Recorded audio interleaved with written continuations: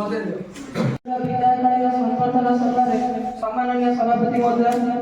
पूज्य गुरुदेव गुरुवृंद तथा मोर सान भाई भौणी मैंने आज विद्यालय संवर्धन उत्सव आउ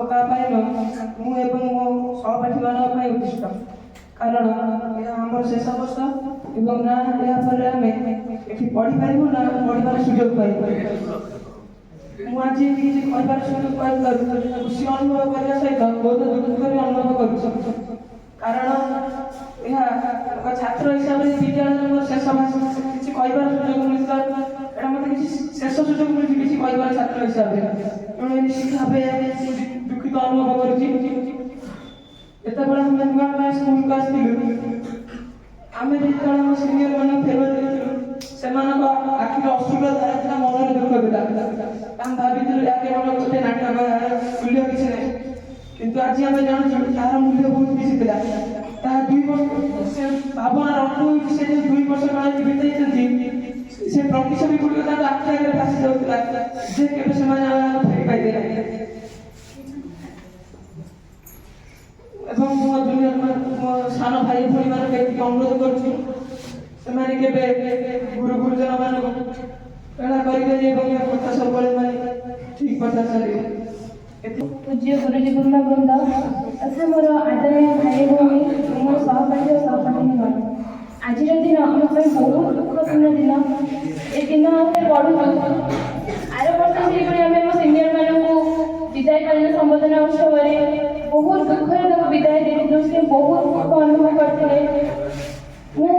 प्रथम थर जब आसली स्कूल को फास्ट 7 दिन कही कि सब मार्क पछे गोड़ा नॉलेज ही सब किसी किंतु मुझे बहुत बुझी नी खाली अबुझा भाई होती कि बुझीपारे मार्क किसी ना नॉलेज ही सब किसी नॉलेज आहरण करने बहुत मूल्यवान एवं भाई भाई मान बार्ता दौर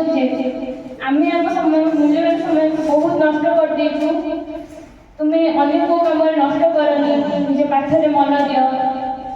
दिख वक्तव्य विराम गुरुजी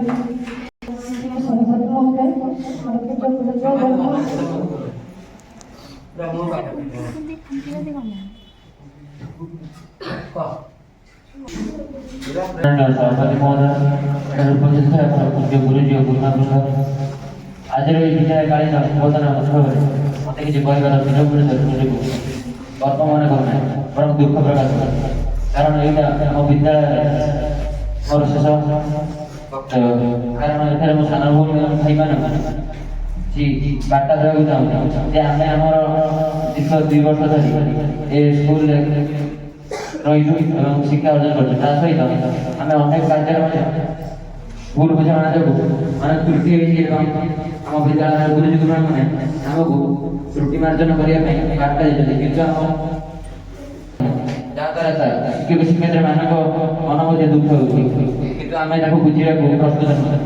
तेणु मो सान भाई भाई अनुरोध करुँ से शिक्षक शिक्षयित्री अवहेला न कर कथा मानवे पाठ पढ़ी भविष्य करेंगे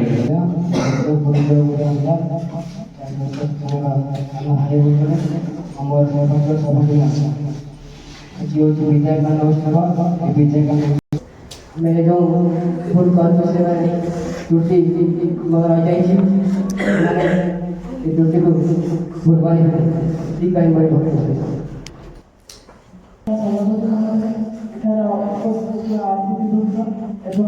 मोर पूज्य गुरुजी गुरुवृंद तथा मोर सहपाठी और सहपाठी मान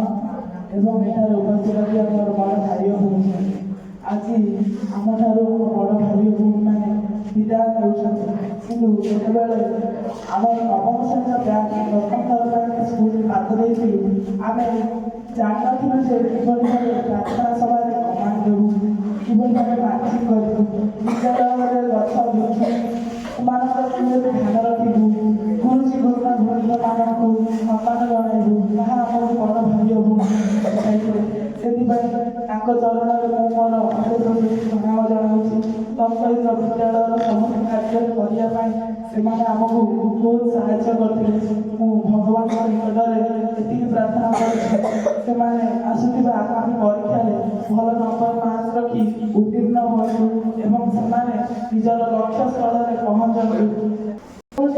ମୋର ପୂଜ୍ୟ ଗୁରୁଜୀ ଓ ଗୁରୁମାବୃନ୍ଦ ଏବଂ ଆମ ପ୍ରିୟ ଦଶମ ଶ୍ରେଣୀର ଆଜି ଜଣେ ନବମ ଶ୍ରେଣୀର ଛାତ୍ରୀ ହିସାବରେ ଆପଣମାନଙ୍କୁ ବିଦାୟ ଦେବା ମୋ ପାଇଁ ଗର୍ବ ଓ ଭାବୁକର। ଆପଣମାନେ ସବୁବେଳେ ଆମ ପାଇଁ ଆଦର୍ଶ ଥିଲେ। ପଢ଼ାରେ କେମିତି ମନ ଦେବା, ଶିକ୍ଷକଙ୍କୁ ସମ୍ମାନ ଦେବା ଓ ସ୍କୁଲର ନାମ କିପରି ଭଲ ରଖିବା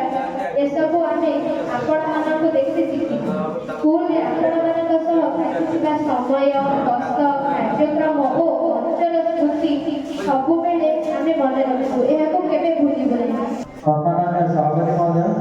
ପୂଜ୍ୟ ଗୁରୁଜୀ ଓ ଗୁରୁବୃନ୍ଦ ଓ ଏଠାରେ ଉପସ୍ଥିତ ଆମର ସାନ ଭାଇ ଓ ଭଉଣୀମାନେ ତଥା ମୋର ସହପାଠୀ ଓ ସହପାଠୀଗଣ, ଆଜିର ଏହି ସମାଲୋଚନା ଅବସରରେ ମୋତେ କିଛି କହିବାର ସୁଯୋଗ ଦେଇଥିବାରୁ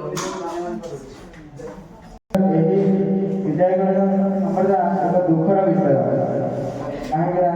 ଆମେ ବି ଯେମିତି ଆର ବର୍ଷ ଆମ ସିନିୟର ମାନଙ୍କୁ ବିଦାୟ କରିଥିଲୁ, ଆମେ କିନ୍ତୁ ସେ ଜିନିଷଟା ଜାଣିନଥିଲେ, କିନ୍ତୁ ଆଜି ଆମେ ତାର ଅନୁଭବ କରିଛୁ।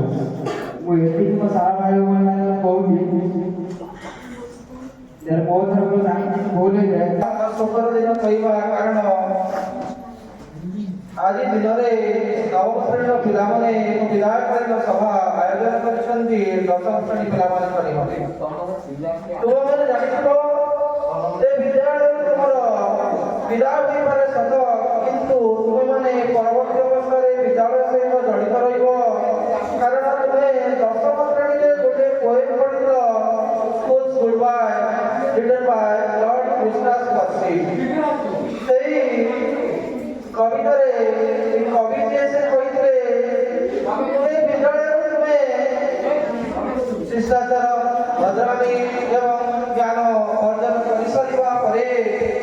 ତୁମର ଭବିଷ୍ୟତ ଜୀବନ ଗଠନ ନିମନ୍ତେ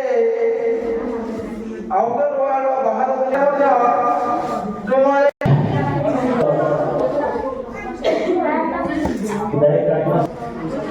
प्रधान शिक्षक महोदय और शिक्षक एवं शिक्षिका एवं ମୋ ଅତି ନିକଟର ମୋ ସାମ୍ନାରେ ବସିଥିବା ନବମ ଓ ଦଶମ ପିଲାମାନେ,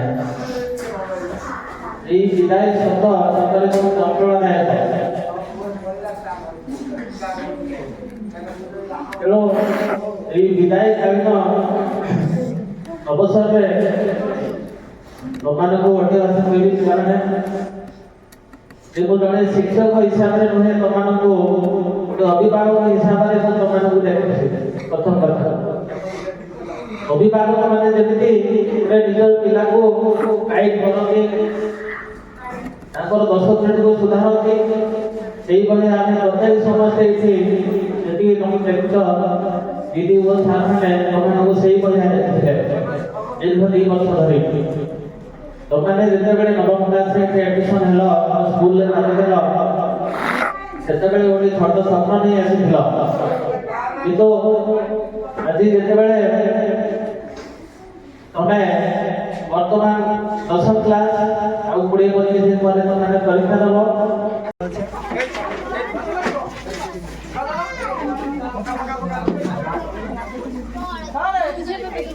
डाली जो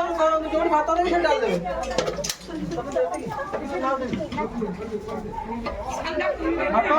ठीक है। अरे लाभ कौन